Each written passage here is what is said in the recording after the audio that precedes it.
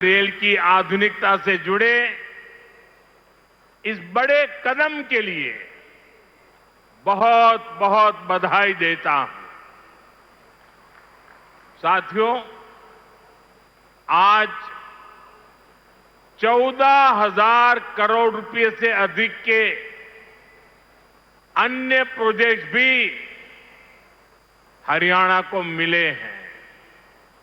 इसमें रेलवे के, हाईवे के अनेक प्रोजेक्ट्स हैं, हमारी विरासत से जुड़े प्रोजेक्ट्स हैं और 2 नए मेडिकल कॉलेज भी हरियाणा की सेवा के लिए समर्पित है।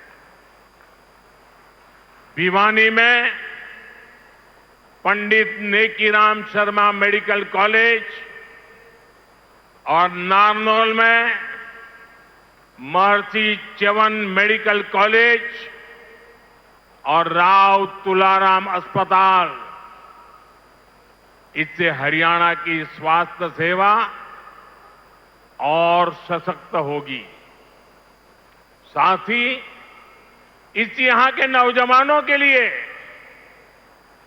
डॉक्टर और अन्य मेडिकल प्रोफेशनल्स बनने के नए रास्ते भी बनेंगे।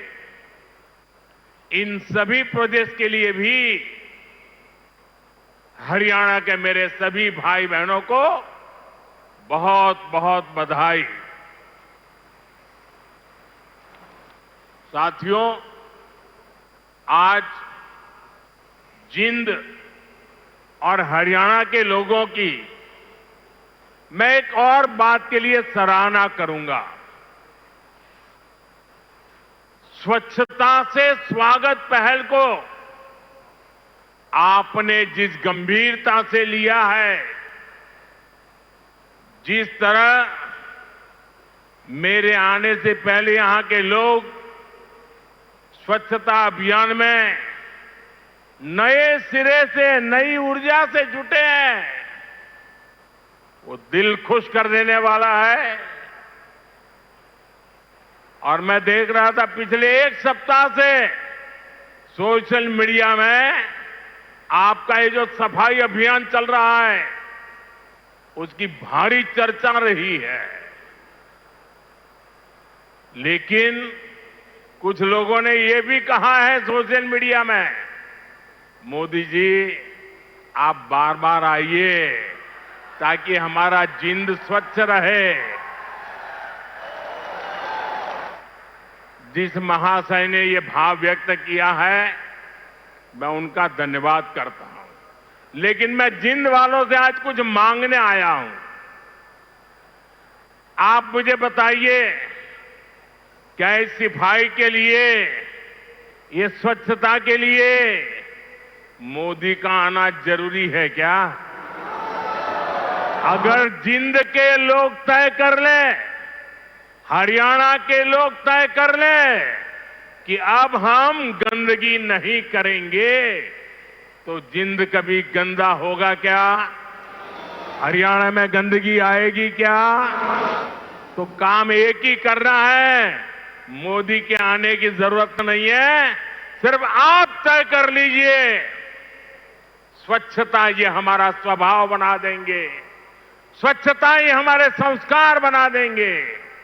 हम स्वच्छता को इसी तरह अपनी हर दिन की जिंदगी का हिस्सा बनाएंगे। साथियों,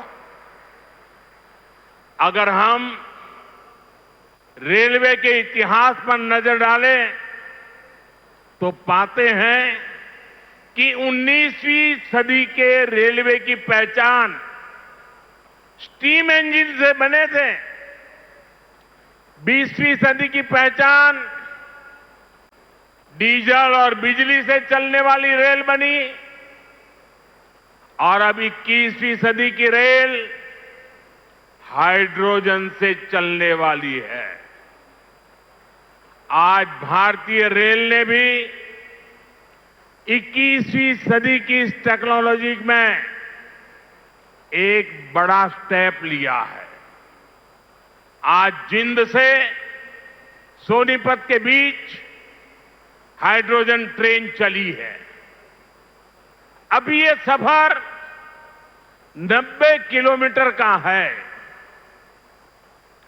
लेकिन भविष्य में इसका विस्तार होने की बहुत संभावनाएं हैं।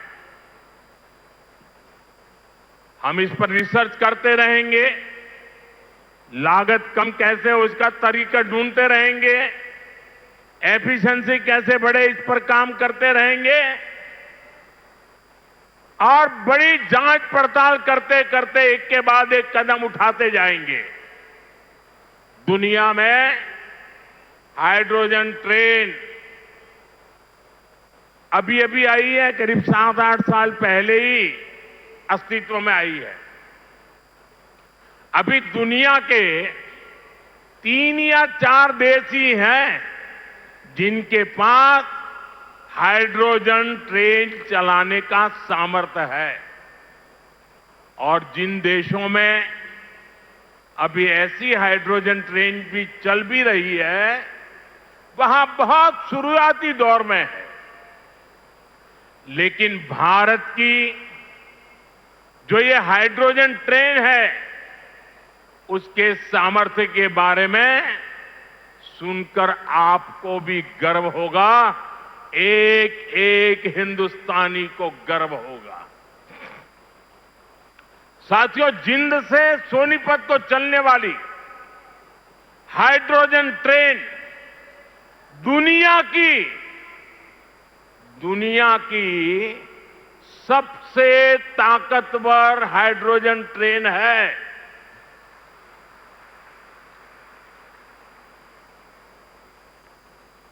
ये हाइड्रोजन ट्रेन 3200 हॉर्स पावर की है, 3200 हॉर्स पावर। और सबसे ताकतवर ही नहीं, भारत की हाइड्रोजन ट्रेन सबसे लंबी भी है। दुनिया में जहां हाइड्रोजन ट्रेन चल रही है, वो 3 या 4 कोच वाली है, और भारत ने पहली बार में सीधे 10 कोच वाली हाइड्रोजन ट्रेन चलाकर दुनिया में अपना झंडा गाड़ दिया है। साथियों, मैं आपको गर्व की एक और बात बताना चाहता हूं।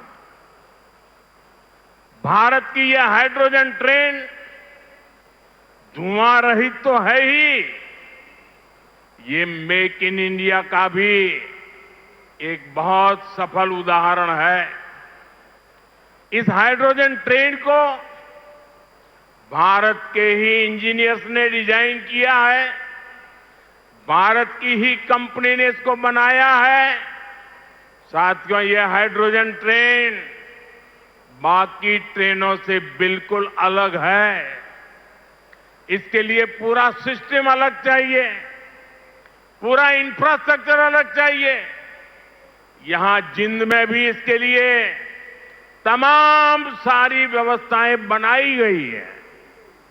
और साथियों, आने वाले समय में यहां हाइड्रोजन ट्रेन से जुड़ा और भी इंफ्रास्ट्रक्चर बनेगा। नई नई फैक्ट्रियां लगेगी जो हाइड्रोजन ट्रेन नेटवर्क की जरूरतों को पूरा करेगी। यानी इस ट्रेन से हरियाणा के नौजवानों के लिए रोजगार के अनेक नए अवसर बनने तय है। साथियों, पिछले 12 वर्षों में भारतीय रेल में जो ये बड़े बदलाव हुए, इससे भारत को एक और फायदा हुआ है।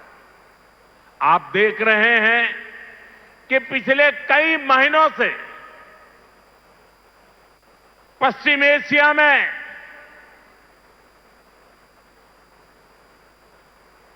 हॉर्मुज के पूरे क्षेत्र में, ईरान और गल्फ में युद्ध चल रहा है। और जिस समुद्री रास्ते से हॉर्मुज से भारत बहुत बड़ी मात्रा में पेट्रोल, डीजल, एलपीजी गैस, हमारे किसानों के लिए खाद उसी रास्ते से आता है, उसी समुद्री मार्ग से आता है।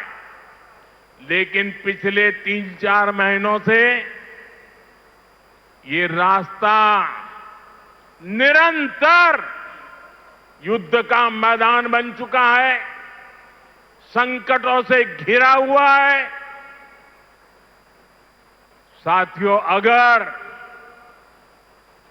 2014 से पहले अगर ये स्थिति आती तो आज हिंदुस्तान का रेलवे का काम पूरा का पूरा ठप पड़ा गया होता, क्योंकि उस समय 2014 में देश का बहुत बड़ा हिस्सा था, ऐसा था जहां हमारी ट्रेनें सिर्फ और सिर्फ डीजल से चलती थी। अब आप सोचिए, अगर डीजल आना बंद हो गया होता और डीजल से चलने वाली ट्रेनें कैसे चलती, देश कितने बड़े संकट में आ जाता। लेकिन साथियों, 2014 की स्थिति नहीं है ये मोदी है।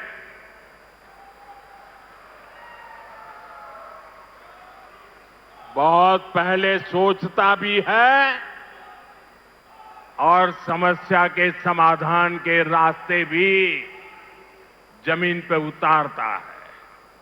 आप सोचिए, भारतीय रेल के बिजलीकरण की शुरुआत, ये सुनकर के भी ये चौंक जाएंगे आप लोग।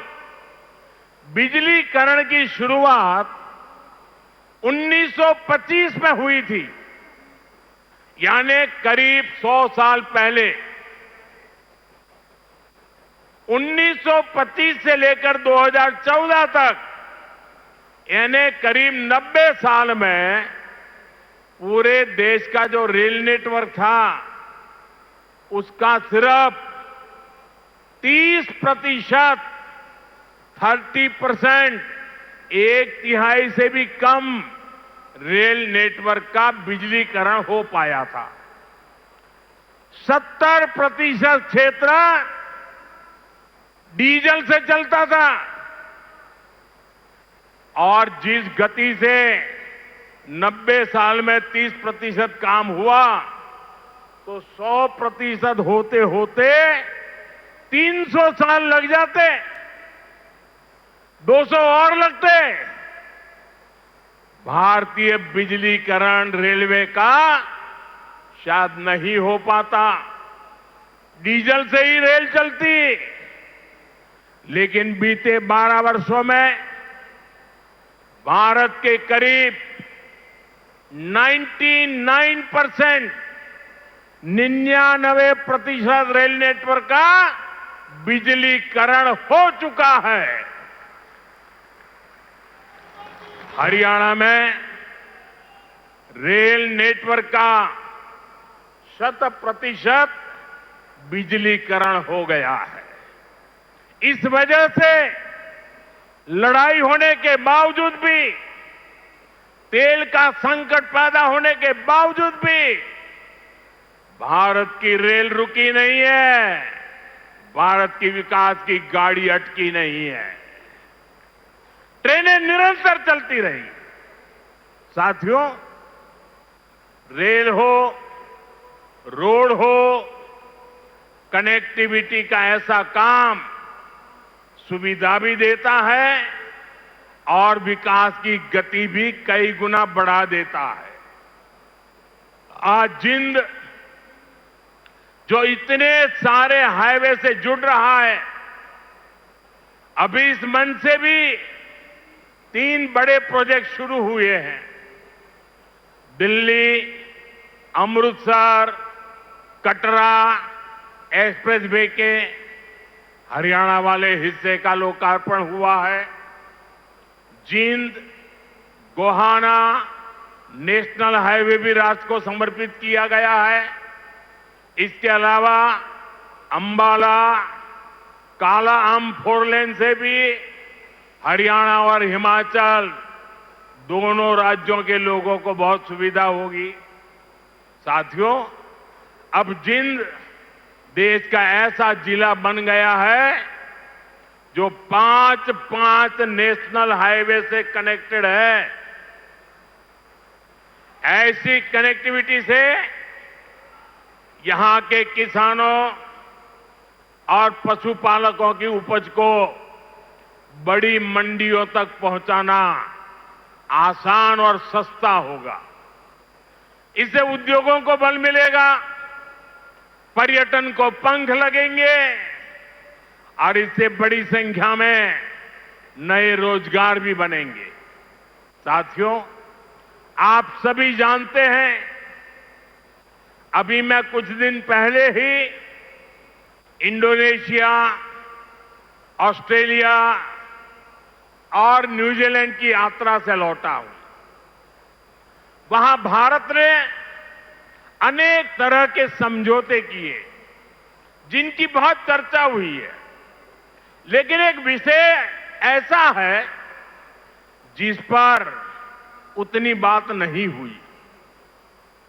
ये विषय मेरे देश के और विशेषकर हरियाणा के युवाओं से जुड़ा हुआ है और वह विषय है खेलकूद, स्पोर्ट्स। साथियों, ऑस्ट्रेलिया और न्यूजीलैंड में वहां की सरकारों से स्पोर्ट्स को लेकर मेरी व्यापक चर्चा हुई है। इन दोनों देशों के साथ मिलकर आने वाले समय में हम स्पोर्ट्स इंडस्ट्री, खिलाड़ियों की ट्रेनिंग, ऐसे अनेक मामलों में बहुत सारा काम साथ मिलकर करने वाले हैं। इससे हरियाणा के युवाओं को भी बहुत लाभ होगा। साथियों, आज भारत में स्पोर्ट्स को फिटनेस और रोजगार का बड़ा माध्यम बनाया जा रहा है। हमारी सरकार ने नई नेशनल स्पोर्ट्स पॉलिसी खेलो भारत नीति भी बनाई है। खेलो इंडिया अभियान से लेकर टॉप स्कीम तक आज खिलाड़ियों को अभूतपूर्व सुविधाएं मिल रही हैं। उन्हें हजारों रुपयों की आर्थिक मदद दी जा रही है। यहां हरियाणा में भी भाजपा सरकार खेल और खिलाड़ियों को बहुत प्रोत्साहन दे रही है। साथियों, आज एक कार्यक्रम भले हाइड्रोजन ट्रेन का है, दूसरी विकास परियोजनाओं का है, लेकिन मैं आज यहां के नौजवानों से एक और बात भी कहने आया हूं। आप सभी जानते हैं, साल 2030 में भारत कॉमनवेल्थ गेम्स को होस्ट करने वाला है। 2036 में ओलंपिक गेम्स भारत में हो, इसके लिए भी हम पूरी तैयारी कर रहे हैं। इसलिए हर खिलाड़ी को जोरदार तैयारी करनी है, पूरा दमखम लगाना है। मैं आपको विश्वास दिलाता हूं कि डबल इंजन की बीजेपी सरकार आपको हर सुविधा देगी और जो 36 के ओलंपिक को देखना चाहते हैं, आज जो 5 से 12-15 की उम्र के बच्चे हैं ना, हमें उस पर ध्यान केंद्रित करना होगा। और एक बात और भी बता दूं, आने वाले समय में अहमदाबाद में world police and fire games भी होने वाली है। मैं हरियाणा के साथियों से कहूंगा कि आप इसके लिए भी खूब तैयारी कीजिए। मुझे पक्का विश्वास है, हरियाणा के बेटे बेटियां हमेशा की तरह इनमें भी अपना परचम लहराएंगे। साथियों, हरियाणा की डबल इंजन सरकार सबका साथ सबका विकास के मंत्र पर चल रही है। नायब सिंह जी के नेतृत्व में हरियाणा सरकार यहां के नौजवान हो, किसान हो, बहनें बेटियां हो, सबके लिए बेहतरीन काम कर रही है। बिना खर्ची पर्ची के नौकरी देने का जो रास्ता हरियाणा सरकार ने दिखाया है वो इतना आसान नहीं था। तो प्रधानमंत्री नरेंद्र मोदी ने बड़ी सौगात दी है हरियाणा को।